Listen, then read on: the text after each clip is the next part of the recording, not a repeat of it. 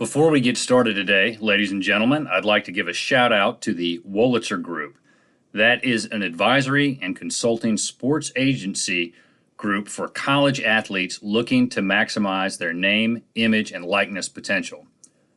The WGL was founded by former Duke University football player Ryan Wolitzer. Ryan has always had a passion for athlete representation, and with the recent changes in the laws pertaining to NIL and college athletics, Ryan found it to be a perfect opportunity to get involved and help athletes across the country. If you've been following his Twitter account, you know that the WGL signed Gunnar Holmberg, Patrick Lighton, hope I'm pronouncing that correctly, no slight to you, Patrick, and also Jade Williams of the women's basketball team. We know that there are going to be many, many more signings to come, and we wish all the college athletes who are engaging in NIL activities the best, and we hope Ryan continues his demonstrated pattern of success. Best wishes to you, Ryan. Well, ladies and gentlemen, welcome back to the Duke Football Coverage Podcast, brought to you as always by Bull City Coordinators. If you would like to reach out to us, shoot us an email, bullcitycoordinators@gmail.com. Come to our website, bullcitycoordinators.com. You can find us on Twitter @DukeFB Coverage. We are on Reddit, and you can listen to us just about anywhere you listen to podcasts: Spotify, Google, Apple, Anchor. I think I saw something about Listen Notes, whatever that is this morning. We are easy to find, and you can check us out and be in touch with us, and pretty much on pretty much any platform. Our direct messages on Twitter are open, so we are very, very easy to get in touch with. Now, as promised, this is the last interview of Season 1. We're going to shut down the podcast side of things with the football season about to pick back up, and I'm going to focus primarily on the website. That said, we are working on lining up guests for Season 2. We have a couple of leads, a couple of people are interested, and I'm looking forward to coming back to do this after the new year, because I really want this football season to go on as long as possible, as I'm sure all Blue Devils fans do. But we are going to close this season out with a bang. We have a very talented former Duke linebacker who was captain his senior season, who I think is the only person on this podcast, only guest so far, who ever got a sack of Tua when he was playing at Alabama. So if I haven't given it away yet, his number was 49. We have Koby Quansah. How are you doing, sir? I'm doing well yourself, man. Hey, thank you for having me on the show. Very glad to have you on. Always glad to have people come on and chat about themselves, about Duke football, and about anything else that they'd like to talk about. So why don't you start by telling us what you're doing now? What are you up to these days? Well, currently I'm back home in Manchester, Connecticut. Still training, trying to pursue football-wise. I let my agents kind of do their job while I'm working at the bank currently, but also got a job with Oracle that starts up this end of the month. So training, but also, using our Duke degree to the fullest at the same time. Tell us a little bit about what the agent selection process was like for you, and what people should consider when they're choosing an agent. It's weird. It didn't come as much until my senior year. I know my end of my sophomore to junior year, I had one agent kind of essentially reach out to me because he went to my high school. So he was trying to recruit me and my former teammate Isaiah Wright, who played at Temple. He wanted to build that, Kingswood Oxford pipeline with his agency and stuff. We kind of just, taking it all in, but wasn't really, I thought at that moment, I hadn't done enough just yet to really be looking towards an agent, this and that. So I wasn't too focused on it. I just wanted to, get ready for my season and put the numbers up that I wanted to make sure I get to the spot that I wanted to get to. But coming off my senior year, I remember that first game in Alabama, that's when it really blew things up. I think when, you have big games, that's when guys are going to reach out to you a lot more, because after that Alabama game, I had about 10 10 plus so that reached out to me, and I'm over here like, I don't know what you guys were before, but I've been here. I had this talent before, no problem. But guys just got to see that. But I think in the process of looking for an agent, you want to have the best person who's going to keep you in mind in terms of getting everything that you want, going to represent you as well. So you got to do your research on them, because everybody, it's easy to Google you up, but to get the agency themselves wise, you got to do your research. Google them if you can. If you have any friends or guys that you may know in the football realm who have signed with them, check out who they represent.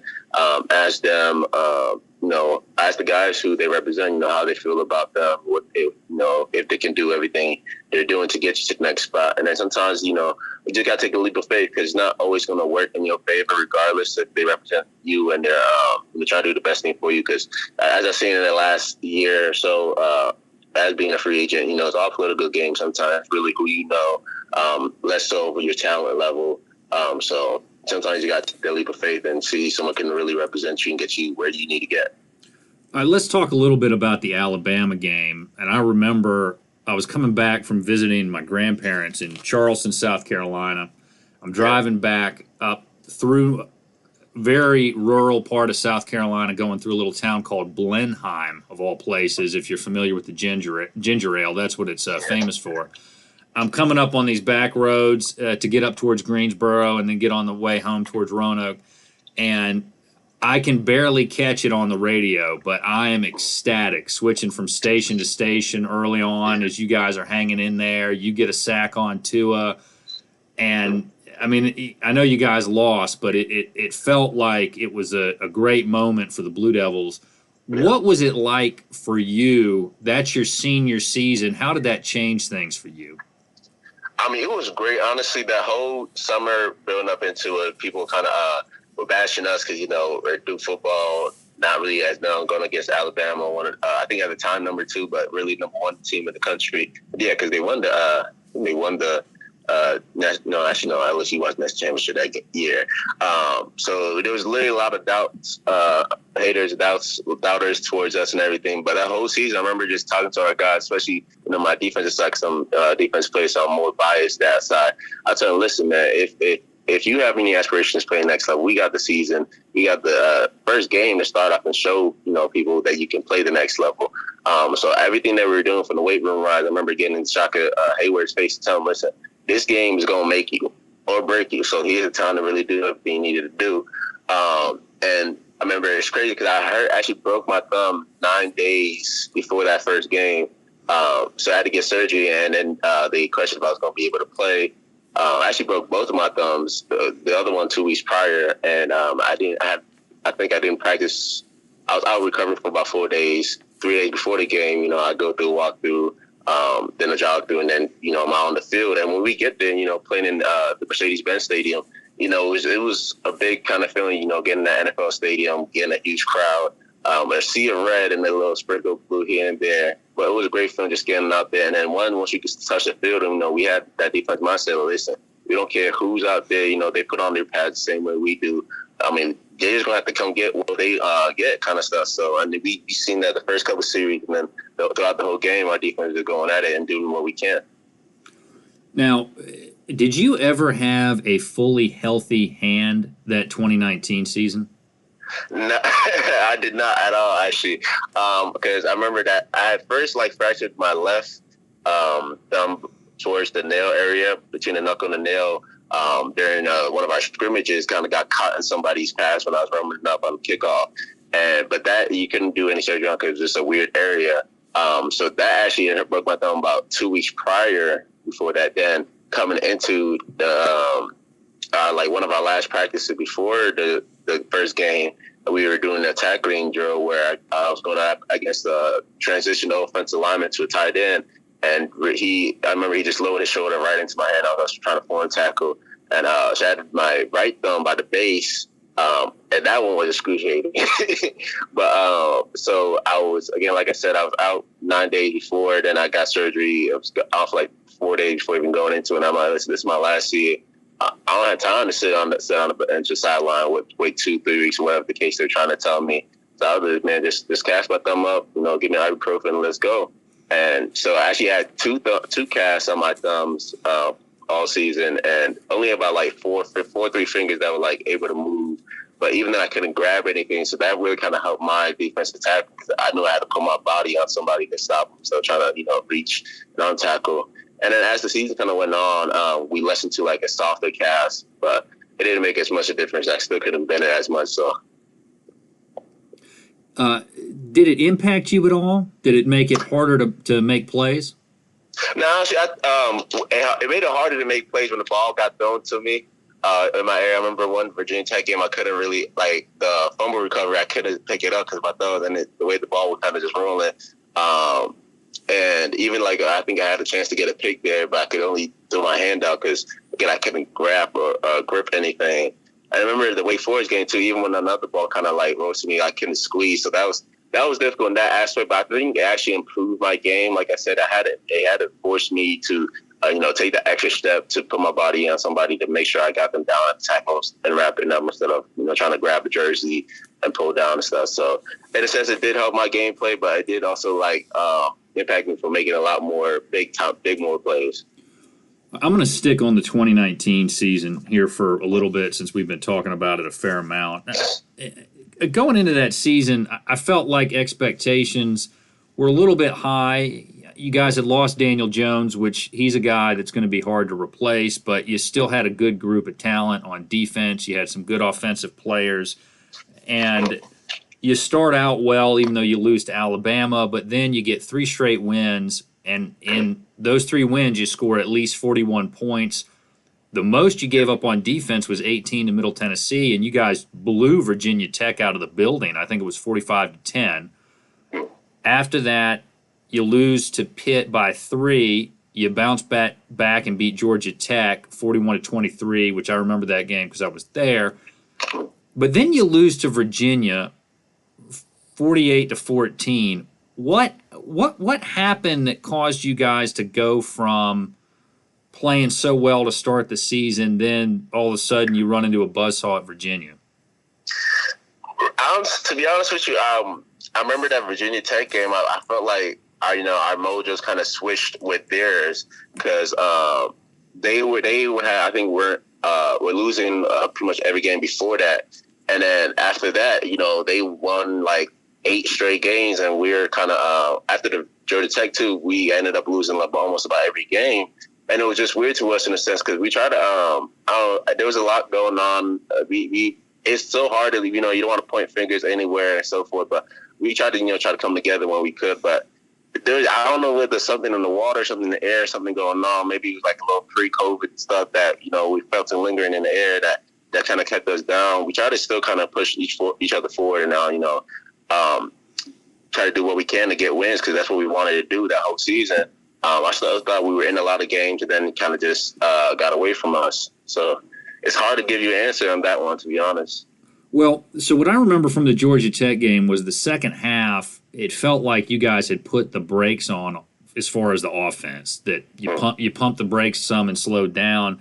And Harris never really looked the same after that point in time. Did he get hurt that season? He actually didn't get hurt. I don't know. I think I don't want to talk bad anyway, but I felt like our offense sometimes would be a little too predictable because there'd be games where like the other team's defense literally just calls out every single play. Like, even the fans call out every single play that everybody do. Like especially like the UNC game where we came out and like had that interception at the end where they called the timeout and we came out in that one formation. Everybody knew what was going on. We go to do. I'm no genius, but I feel like if we were going to come in that formation, either run a different play to kind of trick them out of it, or run the ball. We got Dion, Mateo, Durant. 2 best backs in the ACC. It's on the 3-yard line. We could punch it in, but sometimes you're just too predictable, and then teams know exactly what we're going to do. So it's not it's no brainer after that. All right. Well, let's talk about the Carolina game. You guys actually played well against what turned out to be a pretty good Carolina team. Yeah. It's close. It's 17-20. Carolina's driving the ball in the fourth quarter. It looks like they're going to put it away. You guys get a turnover. Someone knocks it loose, and I was looking at the highlights. I couldn't tell who it was, and then I believe it was Hayward who fell on it. Who knocked? Can you walk us through that play? Yeah, I forget what formation, what play we were in, but I remember there would go line about 1 yard off the ball. Trey Hornbook actually hopped the ball out. I forget the running back's name. I think he got that to Miami. But Trey Hornbook actually popped the ball out, punched it out. I watched it. It's crazy. I watched it happen. And the ball bounced right to us. Luckily, in my head, I was thinking, like, Shockey, scoop and score it. Like, because the ball popped right to him and he kind of just fell on it. But, we'll take that more than anything. As long as they didn't score, we'll take it. And then the offense kind of drove down the field. But it was great to see, Trey making plays. And Trey's been making plays all season. I think sometimes he kind of got hindered out the limelight kind of stuff. But, he was making plays left and right pretty much every year since he's been there. So, and the Shockey, I told it crazy. The whole game, I remember telling Shockey, listen, Shockey, they're going to try to come towards me the whole time. But this is a game for you to, make big plays and make a lot of plays. As he did, I think he had 12 tackles on that game, a sack, TFL, and a fumble recovery. So it was a big game for him, I thought.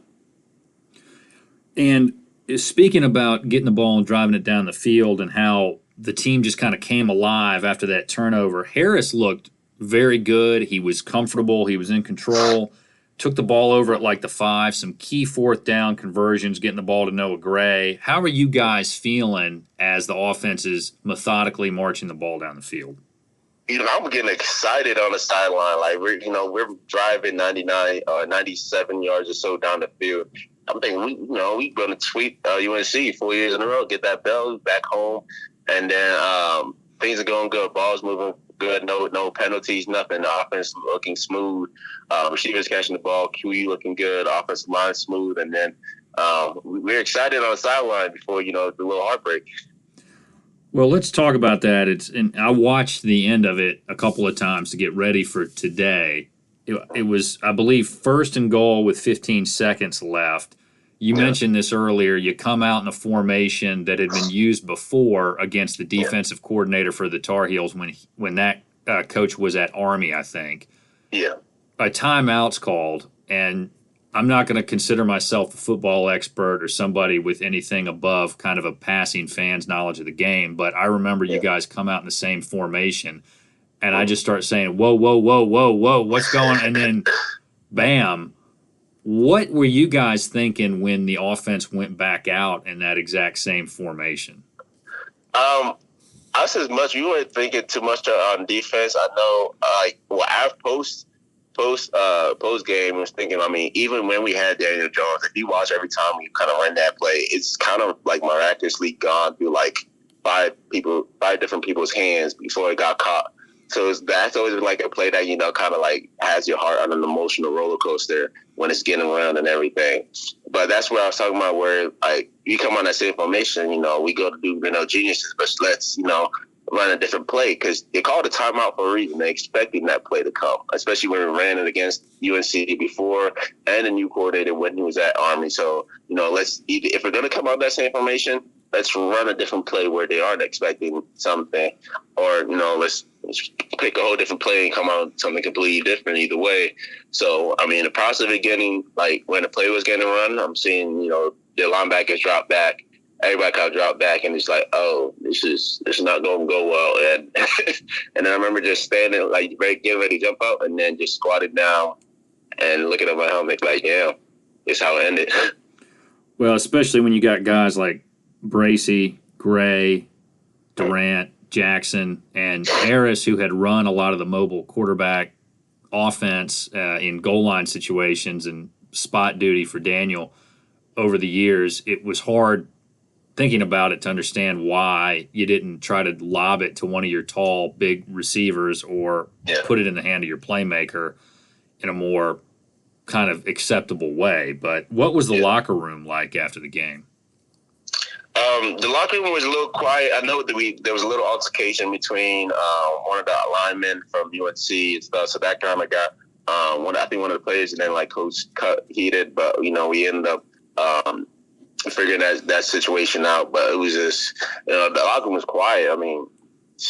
Kind of everybody kind of in disbelief of what happened. So at that point, man, I don't even know if he showered. Just change your clothes, let's go home because we're right here. So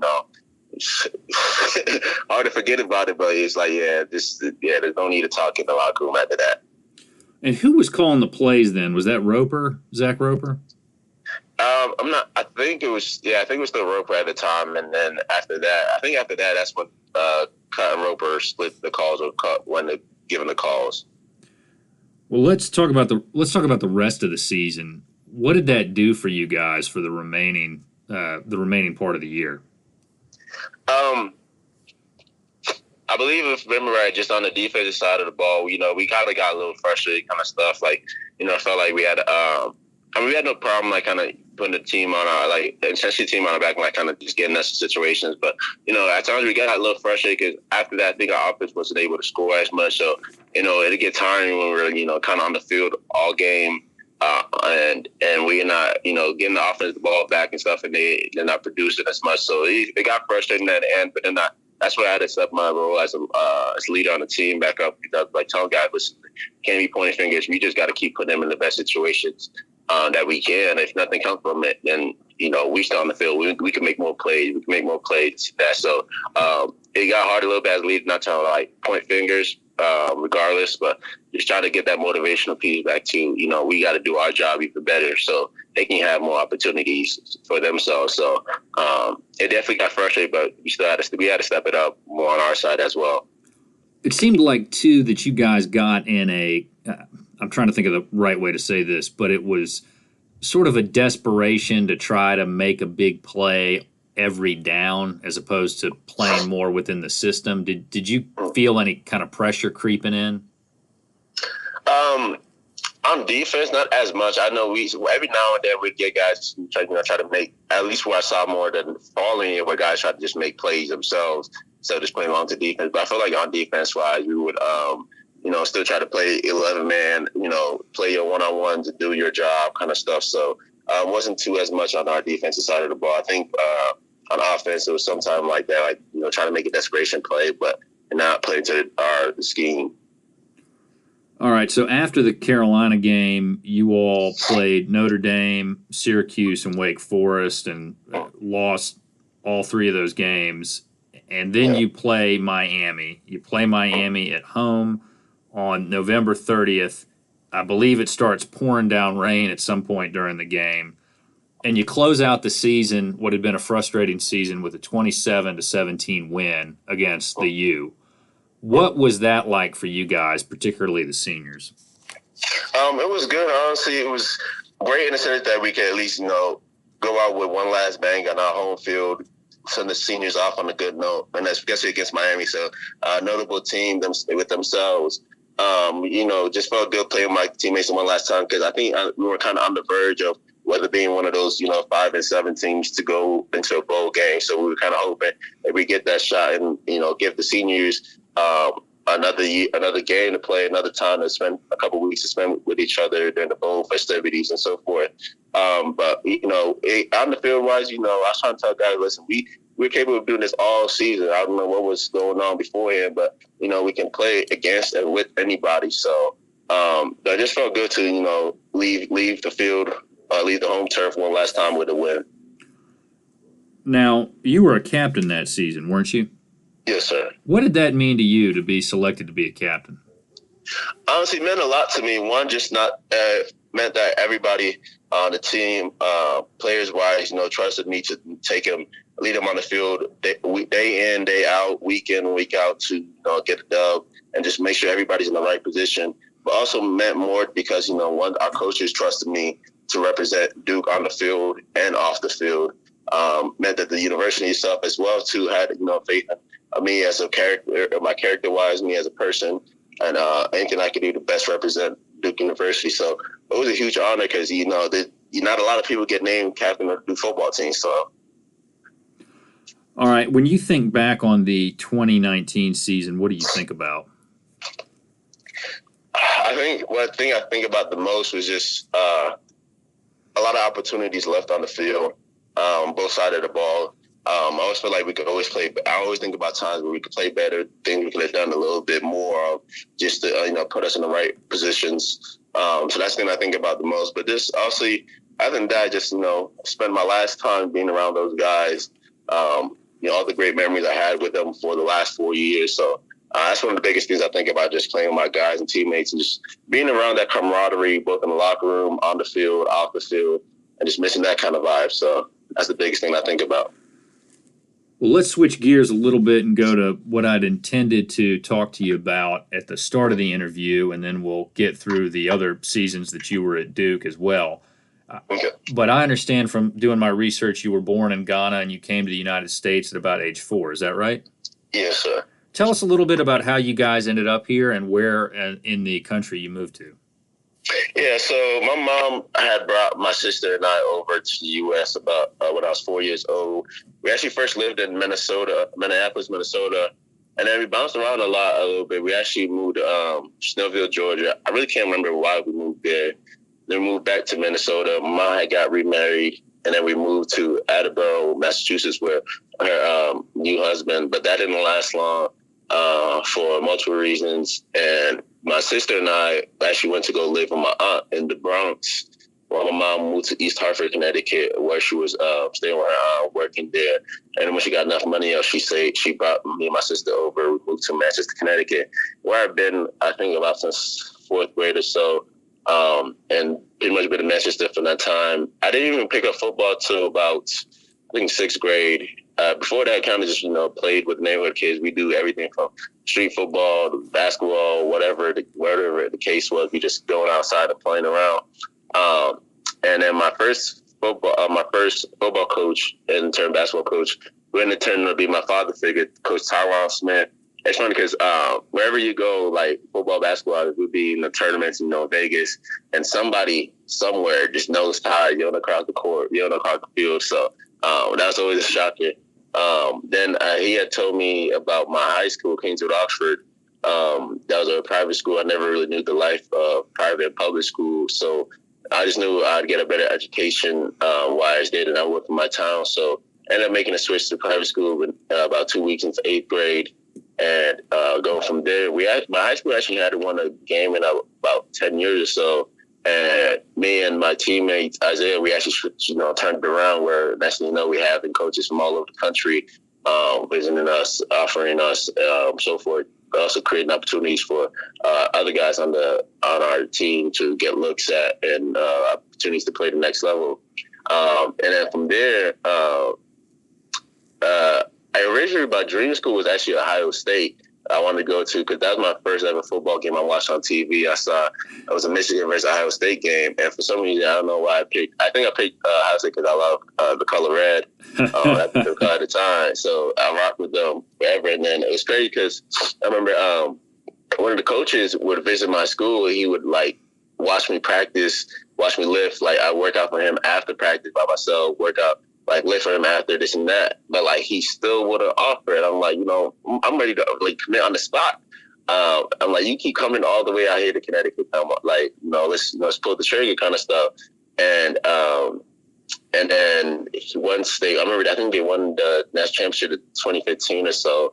And it was after that, I was like, we're national champions, we don't come to you, you come to us. And I was like, I'm good on it in a sense. Then I started realizing, all the offers I had and just certain teams, where I think, the coach at the time, I'm not going to say his name and stuff, but he was almost like a Bob Garrity from Friday Night Lights, where, it's kind of like a salesman, says whatever, is BS a little bit here and there. So to me, then I started realizing, the offers I had, because one of my neighbors, Marquise Little, he played at Boston College. And he had gotten one of those injuries where, you never wish upon anybody, but he was unable to play football anymore. So, but Boston College upheld his scholarship where he would actually be on scholarship for the next 4 years, regardless of whether he's playing or not. So I was okay, God forbid that happened to me. Who are the schools that, going to uphold that as well?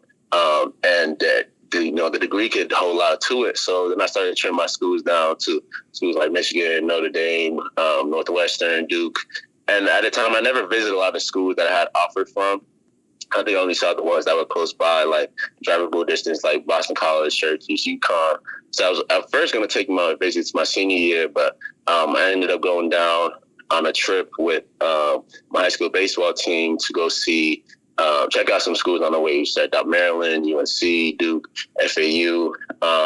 And that's when I stepped on the Duke campus, I kind of fell in love with the campus itself. And what I felt like Duke coach is one of the realest coaches when I was talking to him in the whole process. Because me personally, I didn't like the whole flashing lights on camera, because I know once you get there, they're not recruiting anymore. So that's kind of going to go away. So, we kept that out the conversations regardless, and just told us what, the school and team and they can provide for you down the road regardless, and make a decision when I was there. And then later on, we moved down to North Carolina after that. So that's what kind of brought me from Ghana to Durham, North Carolina. So who was it that recruited you at Duke, and then when did you commit? Jim Knowles recruited me from Duke. I first met him my sophomore year, but they had an offer to, I think, the fall of my junior year. I got an offer from them, and I committed on Father's Day weekend.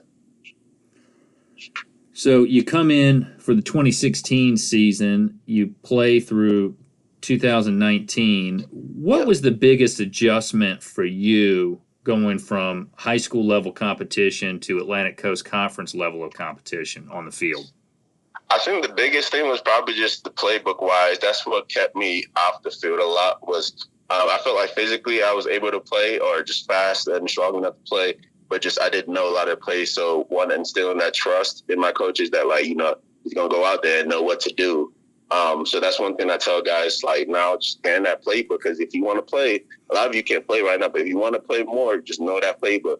But so I get in a little bit here and there on defense, but biggest impacts would be on the special teams. I tell guys, man, this is what's going to take you the next level here. And the pros, if you want to play there, the special teams is going to help you out a lot. But the biggest thing really was just the playbook and the speed of it, because high school, at least my high school, we didn't have a big of a playbook as much to remember. And then once you start watching film and seeing what other guys are doing, you see how your plays kind of impact or adjust to what another team is running. So that was the biggest thing from high school to college.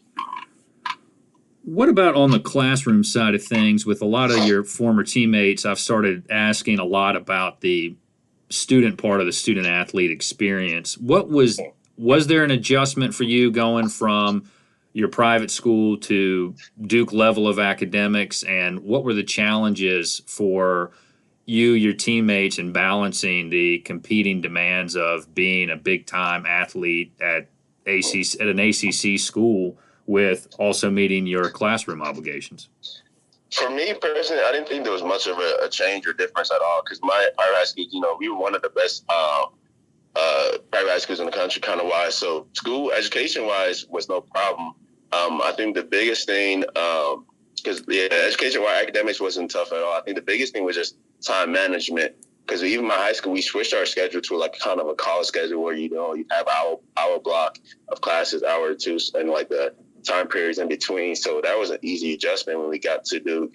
The biggest thing, like I said, was time management. I was telling guys, are you going to do the work now?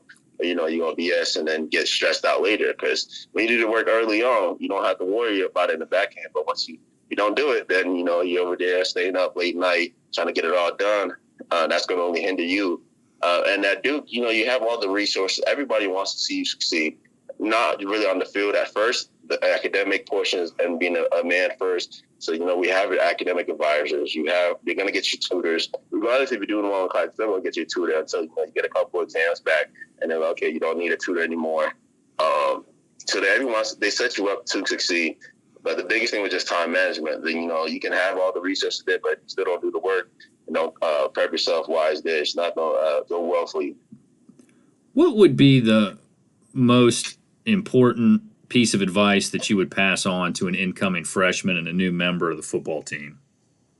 I think the biggest thing I would pass on is use your resources around you. Use your resources and just have fun. The biggest part with the using resources is, again, like I said, everybody wants to see you succeed. Off the field, your academic advisors are going to help you out wherever you can. So go to them when you have, struggles in the classroom or social life. They're there to talk to, help you with any kind of case going on. And then use resources for on the field stuff. Your teammates are always going to want to see you succeed.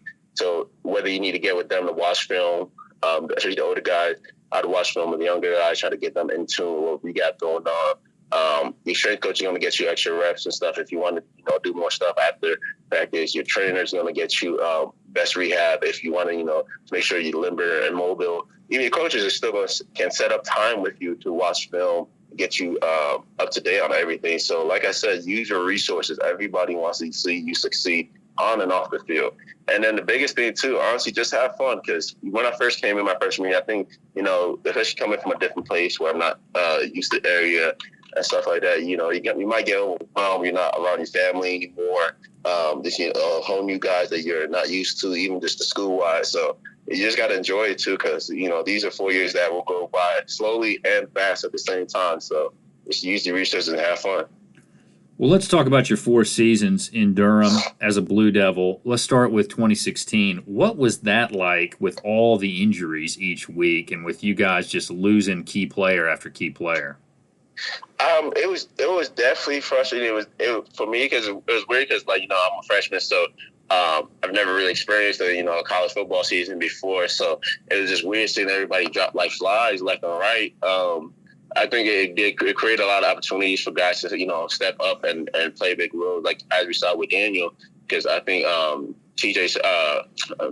Thomas Sirk got hurt like I think a week or two before the first season opener, so that allowed Daniel to kind of step up, became the player that he is now, and other guys as well too. And then just it was a great experience, just kind of just going on all to these different games, different areas that I may have never gone to without football. So getting to just see all that, soak it all in. And it was weird because even with all the injuries going on, I still thought my freshman year that we were in a lot of games. Like I remember just like we played Lamar Jackson my freshman year at Louisville, and I felt like that was a game we should have won. But the rest were playing to our side. So we were actually, I felt like we were still in a lot of games. We just couldn't finish it out and stuff. So.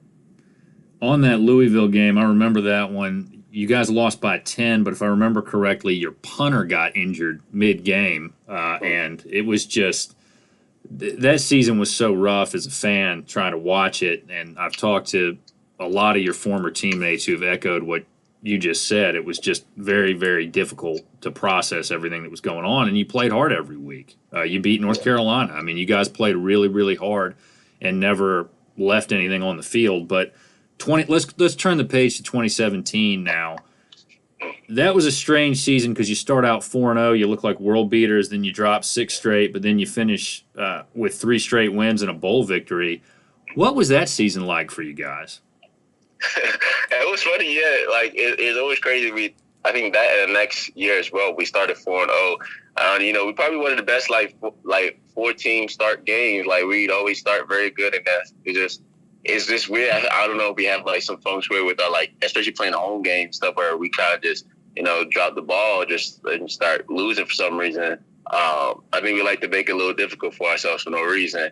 But it was a great thrill. Going 4-0, starting off, and everybody from the university wise just being rocking with us, and we play football here too. So that's one thing we always kind of wanted to enforce and put in. And then I don't know where, so sometimes just like I said, something kind of ended and you just start losing games after that. I don't know whether we lost our mindset, wasn't as focused after that, but it was a weird kind of thing that happened. We started 4-0, getting ranked, and then kind of falling off. Well, I've talked to a lot of former players from various times, and one thing that has come out a lot is depth. That depth is always an issue at Duke, and it's I don't know if you have any thoughts on that. If the players, as far as first string, second string, third string, there's just not as many or at the same talent level as the Clemsons or the UVAs or the Virginia Techs of the ACC. I don't know if you have any thoughts on that, but I'd like to hear them. Yeah, I think my thoughts on that is that we need to play younger guys, mix them in with the 1s and 2s during games.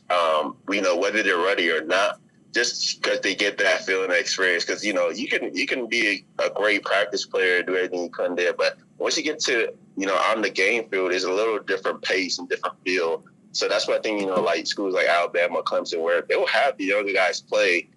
Put them in kind of throughout the game randomly, whether some are ready or not. 'Cause I've had one of my young boys, Trey Williams at Clemson, and he played early his freshman year. I think he was ready regardless, but just other times, maybe he wasn't, but they still had him in. So you kind of learn through playing.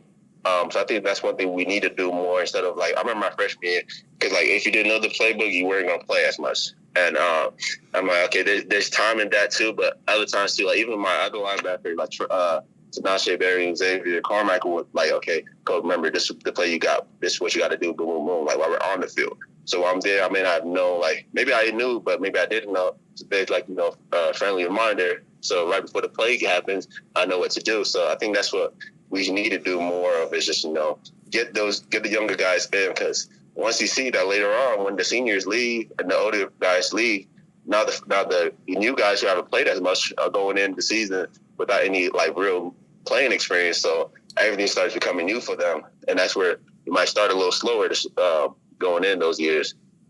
Well, that's one thing I want to follow up on. It seems like there's a wait your turn approach, or you can call Duke a developmental program, whatever it is. But what is the reasoning behind that? Because, you really bust on the scene. You played some in 2018, but you really lit it up in 2019. And I remember sitting there thinking, man, it would have been nice to see a lot more of him earlier on in his time at Duke.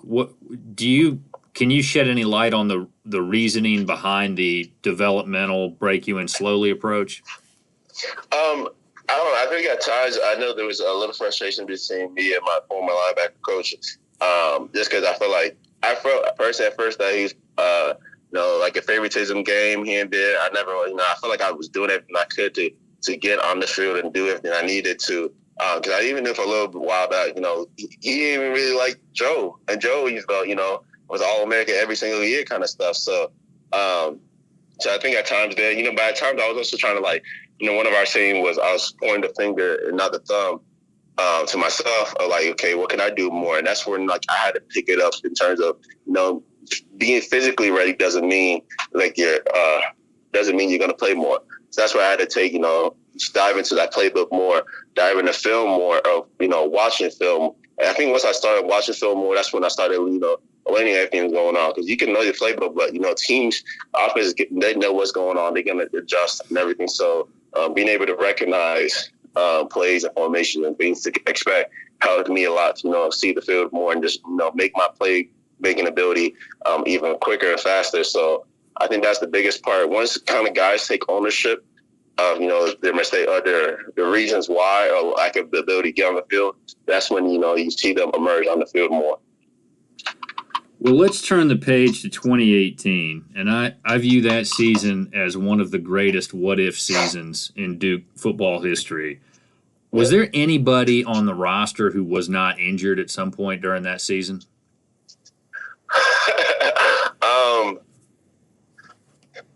I honestly could not. Maybe our long snapper wasn't injured. That's probably about the only person I could tell you.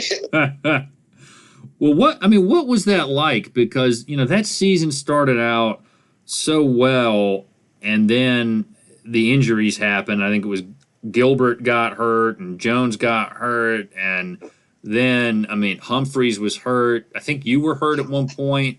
Yeah. Joe Giles Harris was hurt at one point. It just seemed like once those floodgates opened, nobody was safe. Yeah. Yeah, honestly, once somebody gets hurt, I feel like it just, it's like a domino effect. Somebody somewhere is just, today maybe I'll get hurt. Not that we're choosing to, but it just kind of happened. I feel like, personally, I thought we were just, kind of going hard just every week, every chance we got. And then once you, start playing hard, the injuries do bang up on your body and stuff. Some are unfortunate injuries, such as Mark Gilbert's. Because we played at Northwestern that game, and they just had your field was terrible. There's literally holes everywhere on that field, and one wrong step or one step, and you just kind of hit one way. And a lot of people I think got hurt from that game in itself. Just you took one step somewhere, and you see your whole little body, your left side completely lower than your right. There's just some unfortunate things that just happened throughout the season. I know mine. I fractured my fifth metatarsal, but mine was more just wear and tear because I have flat and wide feet.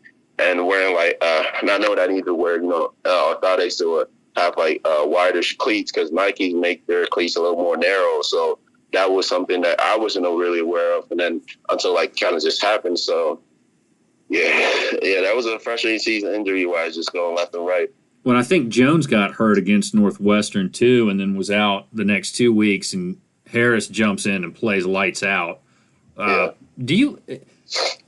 you shed any light on the decision that was made to bring Jones back against Virginia Tech and run an RPO offense without the R in it?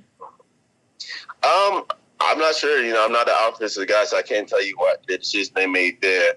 I think probably once he just felt like it was healthy and was good to go. There's no reason to kind of baby it and just let him go back full force and just get back into the game. Well, we know Quentin Harris could play well against Virginia Tech, as he proved the following year. So, in retrospect, I've always just kind of wondered if maybe that was you just want to, if number one's ready, you want to have him out there. But man, Harris was on a roll. He really stepped in and played real well for you guys that season. What was it like being up 6-0 against Clemson? It was real good and real weird because in a sense, actually real good because we like you said, I know we can play against anybody when we put our minds to it, when we just come ready. I just think we need to keep our foot on the gas the whole entire time when we're playing games like Clemson, Alabama. We came on their stadium, crowd cheering, loud, roaring kind of stuff. And our offense was playing good to start off, but their defense really did turn it back up. Okay, they kind of noticed themselves. I remember I was talking to my boy Christian Wilkins because we were from the same area and same private high school conference, and he was just telling me how they weren't fully locked in to start off, and then they turned it back up, and you can see it on the field. Once their defensive line just got back going again, it was kind of over after that. Well, you guys had some injuries during that game, though, if I remember correctly. Yeah. I mean, the war of attrition was lost, obviously. I mean, what was your mindset like when you're playing real well against a team that checks notes was pretty darn good that year, and then you just start losing people? I mean, how did you guys process that? It was a difficult kind of process. I remember even me myself going into that game, I wasn't really supposed to play. At least I hadn't played in a while because of my injury. So the whole kind of time I was on the sideline, kind of just I was feeling low. I was feeling down on myself for no reason when I shouldn't have. I was kind of getting that mindset no man, and I'm coming back, but they're not playing me, this and that. And then Ben got hurt that game, so it was well, hey, now they kind of go back into the game. So as that kind of went on, I think, man, it was just, everybody can kind of just stay ready kind of stuff, had that mentality. You have to be ready because you know what's going on. You've seen our guys kind of fall down, go down during the whole season. So everybody on the sideline really just got to be in tune because, your name might be called now. We need you out there. So. Well, you guys we won't really delve into the Wake Forest game. I just remember Ben Humphreys hobbling off the sidelines, and then when that happened, it just seemed like everything fell apart.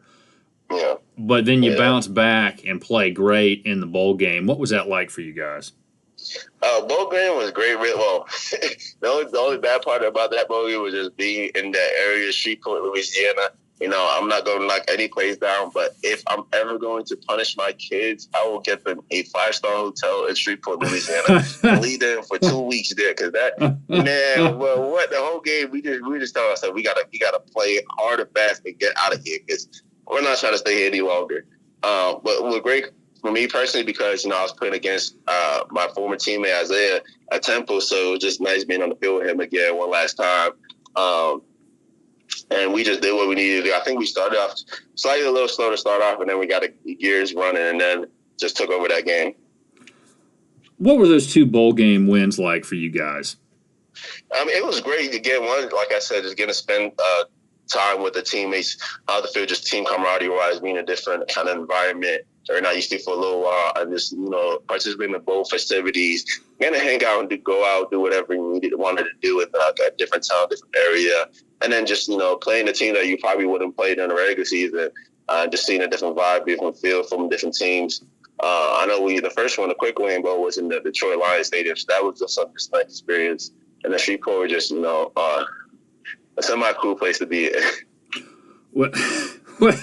Okay, we don't want to get you in trouble with the good folks of Louisiana and Shreveport, so we'll steer clear of that one. I do want to ask you one more question about the 2018 season, because as a fan, I'll tell you, I've spent a lot of time, probably too much time, thinking about what if you guys had not been so injured that year. Do you ever think about that? Yeah, I think about it a lot. If we ever had our team fully healthy, man, we could have done a lot of scary things that year. If I can't remember, it was either 2017 or 2018 when you guys hit Surratt and then he threw the ball, the overhead basketball pass. Yeah, that was 2017. Yeah, what was that like? What was that moment like? That was crazy. I think everybody went crazy as Brian Fields ran down the field. But that whole game was just, we just out there having fun. And, it's one of those cross-town rival team, big Duke UNC game. And it was just, crowd ramping up. But their stadium ended up getting quiet after we just, training our sideline the whole game. It was just a great game, kind of just, getting the feel of playing UNC. Every kind of rivalry just big. So, it was a great feeling just seeing the stuff happen going on there in that game. And one play I remember about it, and I don't know if you remember it or not, but if you do, please shed some light on it, was Joe Giles Harris laid Surratt out, just knocked him down. And instead of reaching down to pick him back up, Harris just steps over him and keeps going. And I don't know if that was because he decommitted and backed away or what, but was there any sort of, all right, we're going to send this guy a message for backing away from being a Blue Devil? Now, crazy, I remember actually I think my freshman year came in, we go out to UNC a lot. They come out there, our stuff. So, it's really, we're always kind of cool with each other until we're on the field playing each other. Then there's, a lot of beef and stuff going on.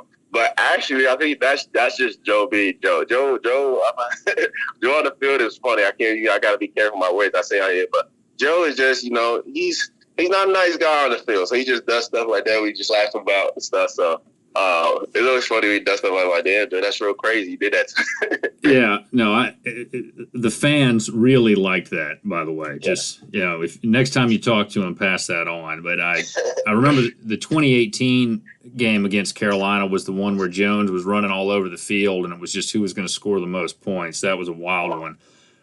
What was it like to beat those guys 3 times straight?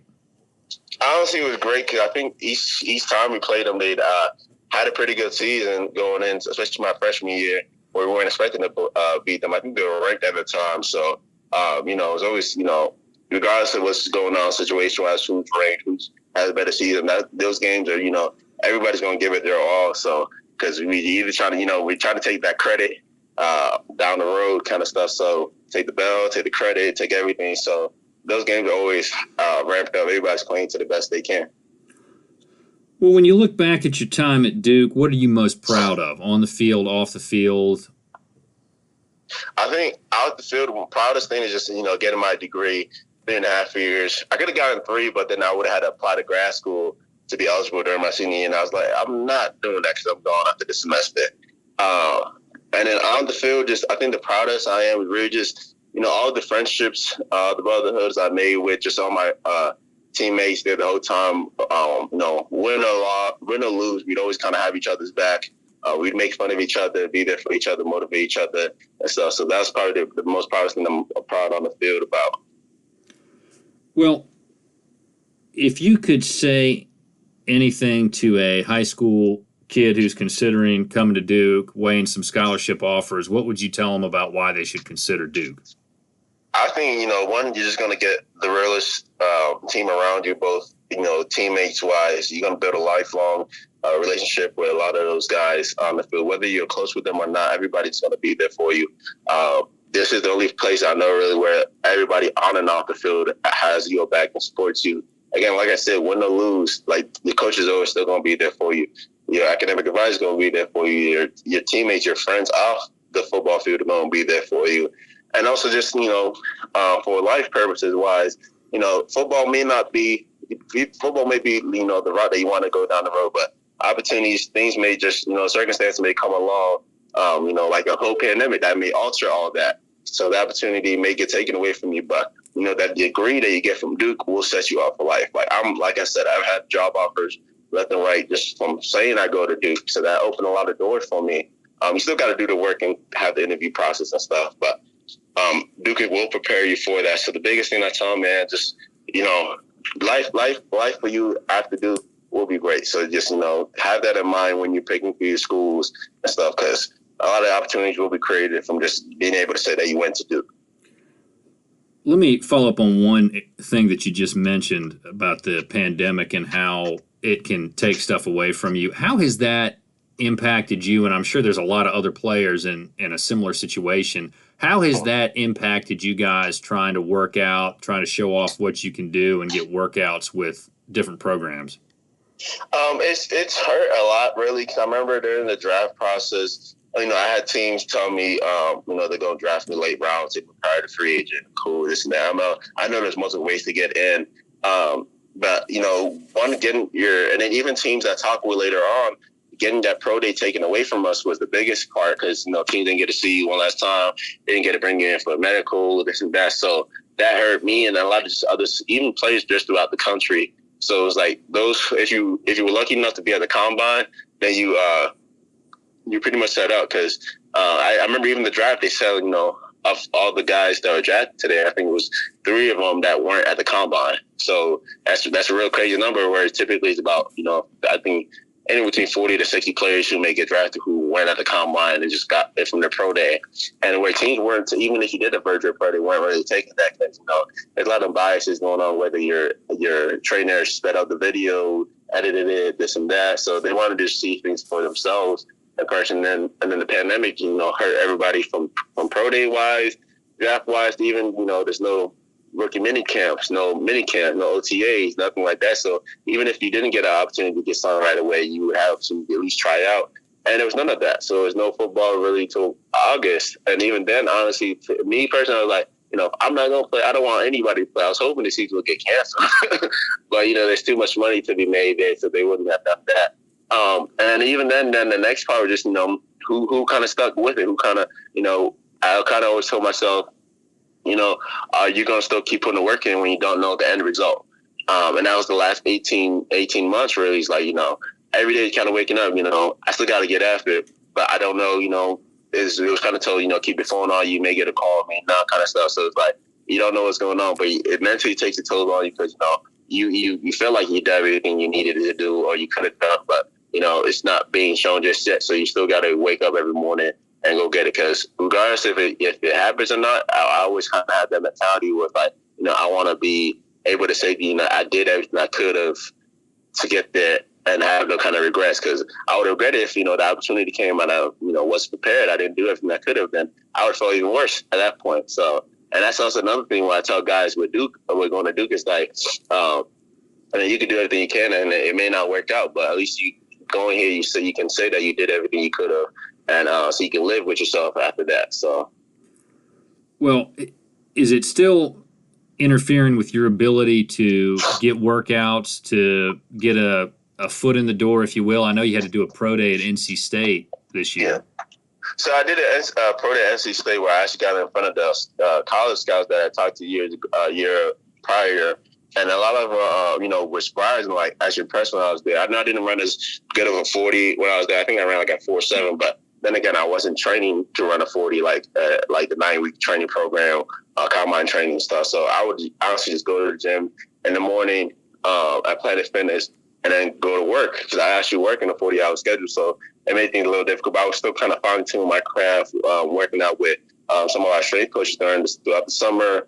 Even during the fall, try to meet with him where I can, try to allow his training schedule with Duke and itself. And a lot of the scouts were impressed, tell me that this surprised I'm a linebacker, because I was moving like a safety. DB, I was telling me, yeah, I'm an athlete kind of stuff. And then there's also opportunities. This is a big shout out to the Hub football event, where it's a street free agent platform created by Don Yee, I believe Tom Brady's agent, in order to get street free agent in front of the pro scouts, where especially help the 2020 class, who weren't in college anymore, but weren't on a pro team. So where the pro scouts could actually come out and go see them So if there's a lot of pro scouts out there who still trying to find guys as preseason go along, that's an event you want to definitely check into. They record the whole thing, get film out, actually get pushed them out to teams. So teams to be on the lookout for that as well. But just creating opportunities for yourself.